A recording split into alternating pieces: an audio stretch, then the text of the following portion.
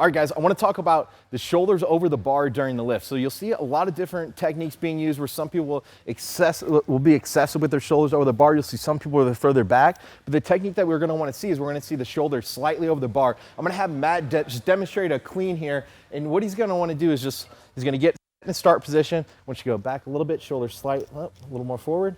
Neutral head position, shoulders slightly over. Go ahead and do a power clean here. Good.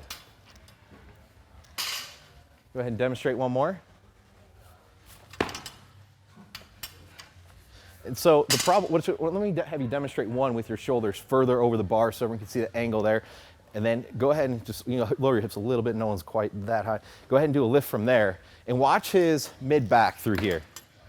Okay, so in the clean, it's not as prevalent as far as the snatch versus the snatch. You'll see in a snatch, if you get too far over the bar, what's gonna happen is if you're very far over the bar, you're gonna have to move, because eventually you're gonna have to get vertical. So you're gonna move your chest all the way up. And what that does is it puts a lot of backwards momentum onto the bar. So you'll see a tendency if someone starts off the floor, might raise their hips, some get their shoulders really far over the bar, they're gonna continue to go back all the way up, and they're gonna be pulling the bar back, and they're squatting underneath it, you're gonna see that bar is gonna be back, and you see in a lot of cases, the bar is gonna roll out behind them. So that's why we teach the shoulder slightly over the bar, so that way you're in a good position, you're set up for your second pull, and then you're in a good position to get up into that neutral position, and where you're not putting a lot of backwards momentum on the bar, the force that's being applied to the bar is going straight up. So I'm gonna have Matt demonstrate one more here. He's gonna just have his shoulders slightly over the bar.